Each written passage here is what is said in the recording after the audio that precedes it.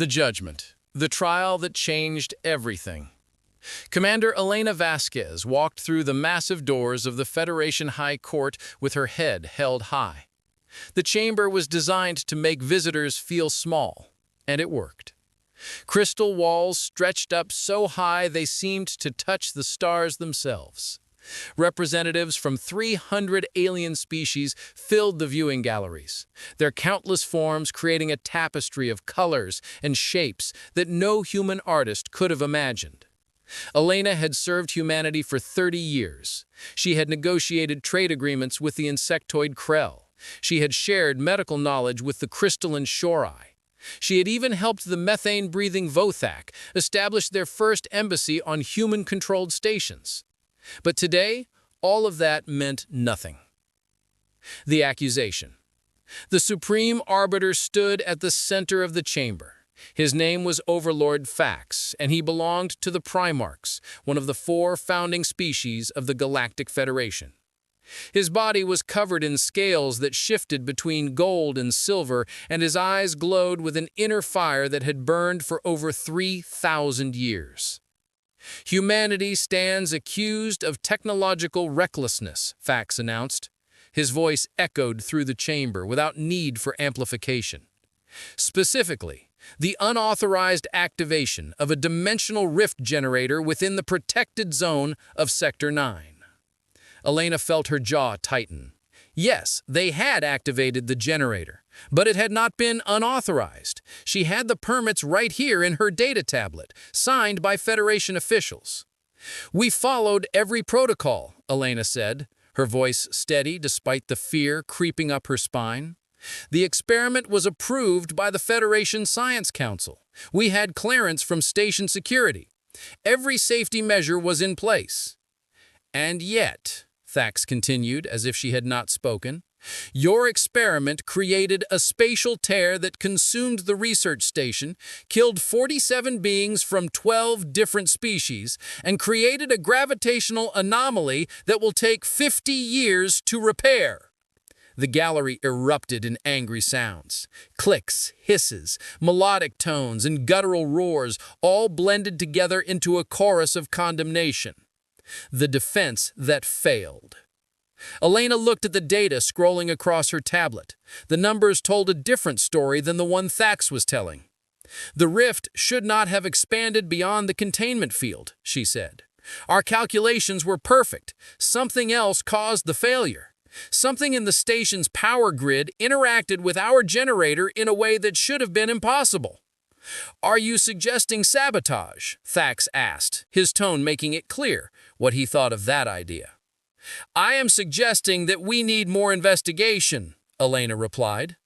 47 beings died. We owe it to them to find out the real cause, not just accept the easiest answer. But the Federation had already made up its mind. Elena could see it in the way the representatives watched her. She could feel it in the cold silence that followed her words. Matriarch Selene of the Etherean Collective spoke next. Her people were beings of pure energy, their forms held together by magnetic fields that glowed with soft blue light. "Humanity has been part of the Federation for only 300 years, she said. "In that time, you have caused more incidents than any other species. 62 violations of exploration protocols, 23 unauthorized weapon tests, 14 cases of cultural contamination, and now this." "We are a young species," Elena protested. "We're still learning. Every species made mistakes when they were new to galactic society." "Not like this," Thax said. "Not with such consistent disregard for established rules.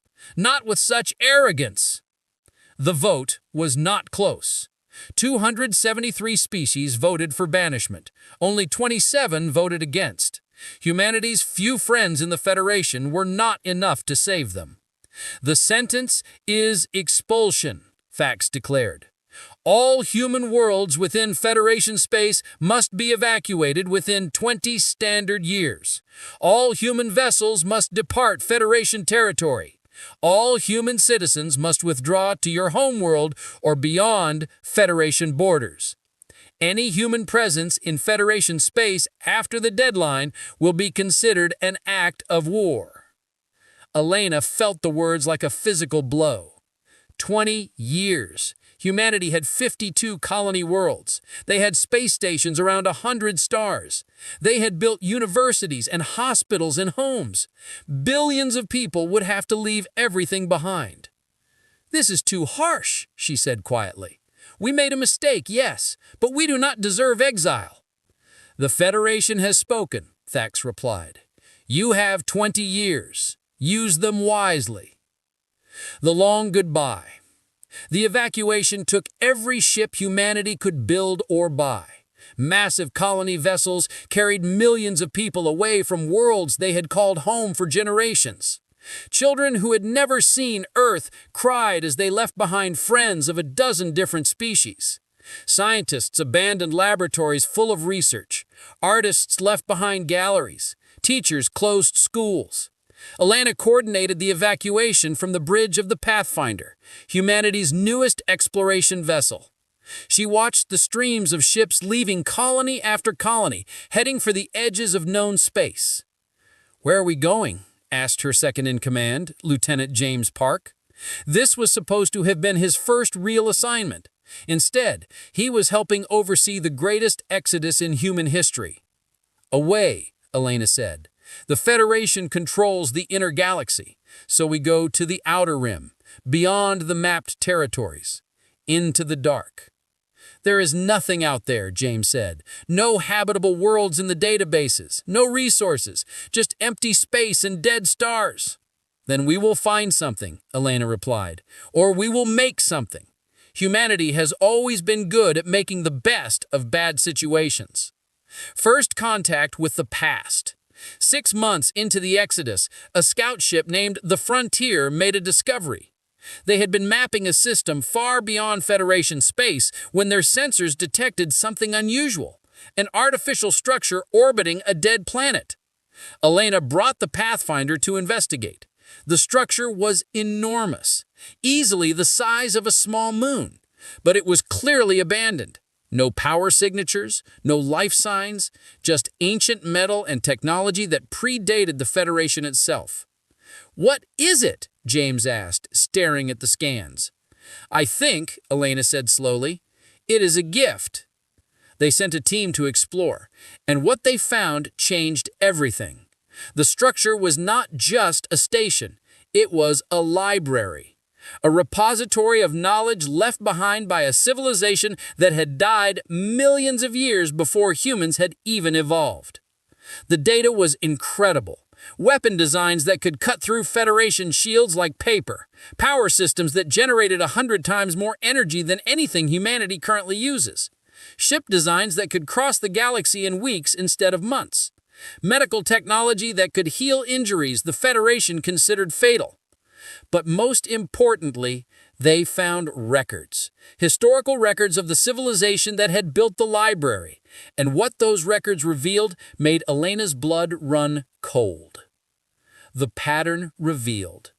The species called themselves the architects. They had been scientists and explorers, much like humanity. They had discovered faster than light travel and reached out to join the galactic community. The Primarchs had welcomed them at first, but as the architects grew in knowledge and capability, the Primarchs had become afraid. The architects were too innovative, too unpredictable, too ambitious. So the Primarchs had engineered an accident, blamed the architects, and banished them from civilized space. The architects had built their library as a warning and a gift to whoever came next. "They did this to us on purpose," James said, reading the translated records. "The accident at the station. It was not our fault. The Federation sabotaged us." Elena nodded slowly. "They have done this before. Probably many times. Any species that shows too much potential gets removed, exiled to the frontier where they will either die or disappear into obscurity. But the architects did not die," James observed. "They survived long enough to build this place. And then they vanished," Elena said. "The question is, why? What happened to them?" They searched through the rest of the data, but there was no answer. The architect's records simply stopped. No final message, no explanation, just silence. "It doesn't matter," Elena said finally. "What matters is that they left us a roadmap. They left us the tools to survive. And maybe, if we are smart enough and strong enough, to do more than just survive." She looked out at the fleet of human ships gathered around the ancient structure. Thousands of vessels carrying the last free humans in the galaxy. They had been cast out, labeled as dangerous, told they did not belong. But they were not going to disappear quietly into the dark. "Copy everything," Elena ordered. "Every file, every blueprint, every scrap of data. Then we start building. We have 20 years before the Federation expects us to be gone and forgotten. Let us use that time to become something they will never forget." The rise. Building in the shadows. 25 years had passed since the banishment. Commander Elena Vasquez was now Admiral Vasquez, leader of what humanity called the Stellar Collective. She stood in the command center of Forge Prime, humanity's first megastructure built entirely outside Federation space. Through the massive viewing window, she could see the skeleton of another station taking shape, constructed by thousands of automated drones working in perfect coordination. The Architect database had been humanity's salvation. Within 5 years of discovering it, human engineers had reverse-engineered power systems that made their old fusion reactors look like campfires. Within 10 years, they had built ships twice as fast as anything in the Federation fleet. Within 15 years, they had established 40 hidden colonies across the Outer Rim, each one invisible to Federation sensors. But it was the weapons that had changed everything. "Admiral, the test firing is ready," said Director Chen Wei, humanity's chief weapons engineer. She was a small woman with gray hair and eyes that burned with fierce intelligence. She had been a junior researcher when the banishment happened. Now she commanded the largest weapons development facility in human space. Elena nodded. "Proceed with the test." The new arsenal. On the viewing screen, a test platform appeared. It was a simple rectangular structure, 5 kilometers long, and covered in the same shielding technology the Federation used for their most powerful warships. According to Federation standards, it would take sustained fire from a dozen heavy cruisers to crack those shields. A single human vessel approached.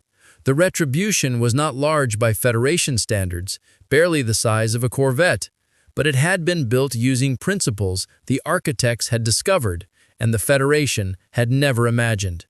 "Firing main weapon," Chen announced.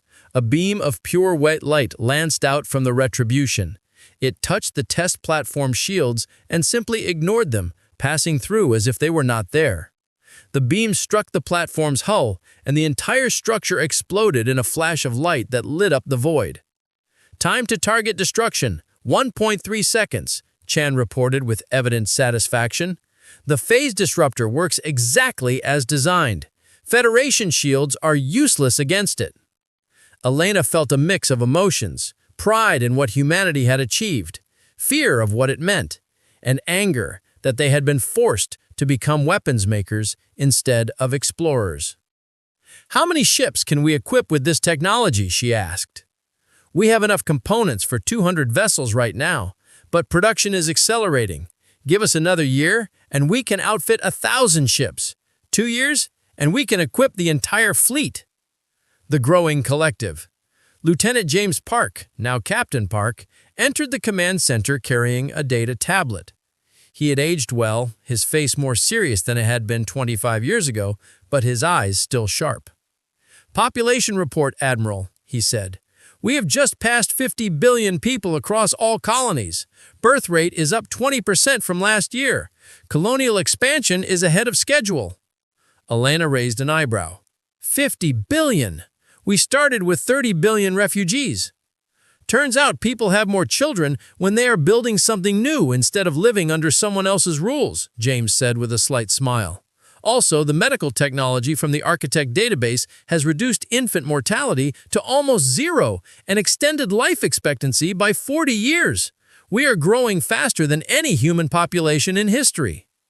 Elena walked to the star map that dominated one wall of the command center. It showed human territory as a vast network of blue dots stretching across hundreds of light years. Beyond it, in red, was Federation space. The two territories did not touch. There was a buffer zone between them, empty space that neither side had claimed. "Have there been any Federation incursions?" Elena asked. "None," James replied. "They seem content to pretend we do not exist. Their long-range patrols stop at the buffer zone and turn back. It's like they drew a line and decided everything beyond it does not matter." "Good," Elena said. "Let them think we have disappeared. Let them think we are struggling to survive on whatever scraps we could find. The longer they underestimate us, the better."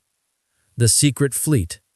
Deep in the Abyss sector, Admiral Marcus Stone commanded humanity's hidden military force. The Abyss was a region of space so dense with cosmic dust and radiation that sensors could barely penetrate it.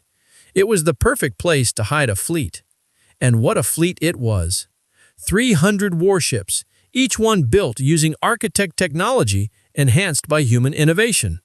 Dreadnoughts that could accelerate faster than Federation fighters. Carriers that launched drone swarms controlled by quantum-linked AI. Destroyers equipped with weapons that could tear apart matter at the molecular level.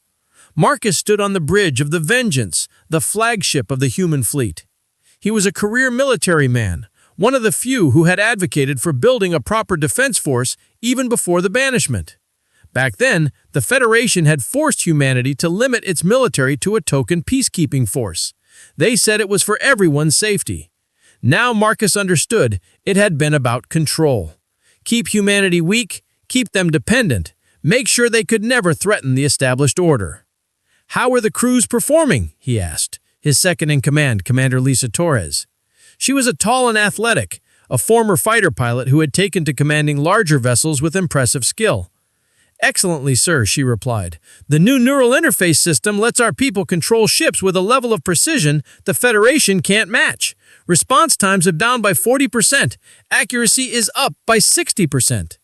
Marcus nodded. The neural interfaces had been another gift from the architects, though humanity had improved upon the original design. Federation crews relied on manual controls and verbal commands. Human crews could think their orders and have them executed instantly. "What about morale?" Marcus asked. Lisa smiled. "High, sir. Very high. Everyone knows why we're here. Everyone remembers the banishment. They want to make sure it never happens again." "Good," Marcus said. "Because, sooner or later, the Federation is going to notice that we have not disappeared, and when that happens, we need to be ready." The Intelligence Network. Far away, in a small trading post on the border of Federation space, Agent Sarah Kim sat in a dingy bar and listened to gossip. She looked like a typical independent trader, wearing worn clothing and carrying herself with the casual wariness of someone who lived on society's edges. No one would guess she was one of humanity's top intelligence operatives. The bar was filled with aliens from a dozen species, all of them talking freely about Federation business. Her translator implant captured every word, every nuance, every hint of useful information. "Did you hear about the Krell situation?" a Vothak merchant was saying to his companion. "Their colony in Sector 15 is having riots. They're angry about resource allocation. The Primarchs are squeezing everyone. Higher taxes, stricter regulations. My shipping business has lost 30% profit this year." Sarah filed that information away. Discontent in the Federation. Useful. She had been working undercover for 3 years now, slowly building a network of informants and contacts. The Federation thought all humans had withdrawn from their space. They hadn't counted on agents like Sarah, who looked ordinary enough to pass as just another face in the crowd. Her wrist communicator vibrated with an encoded message. She glanced at it casually, as if checking the time. The message was from Elena herself. "Phase 2 begins in 6 months. Prepare for extraction." Sarah felt her pulse quicken. Phase 2, that meant the collective was ready to reveal itself, ready to remind the galaxy that humanity had not disappeared, ready to show the Federation what a terrible mistake they had made. The decision. Back on Forge Prime, Elena called a meeting of humanity's leadership. They gathered in a secure conference room deep inside the station. Directors, admirals, colonial governors, and scientific leaders, the people who had guided humanity through its darkest time. "We have reached a crossroads," Elena told them. "For 25 years, we have hidden, we have built in secret, we have transformed ourselves from refugees into something powerful. The question now is, what do we do with that power?" "We should stay hidden," said Governor Martinez of New Earth, humanity's largest colony. "We are safe here. Why risk war with the Federation?" "Because they will find us eventually," Admiral Stone replied. "Our expansion is accelerating. Our energy signatures are growing. Sooner or later, their deep space patrols will detect us. Better to reveal ourselves on our terms than to be discovered." "I agree," said Chen Wei, "but we should not reveal everything. Let them see we have survived. Let them see we are strong, but do not show them how strong. Not yet." Elena looked around the table. Opinions. Captain Park spoke up. "We have an opportunity to change the balance of power in the galaxy. The Federation has ruled unopposed for 10,000 years. They exile any species that might challenge them. But what if someone finally did challenge them? What if we could force them to change?" "That sounds like you are proposing we start a war," Martinez said nervously. "No," James replied. "I am proposing we prevent one. The Federation exiled us because they feared what we might become. If we stay hidden, that fear will grow.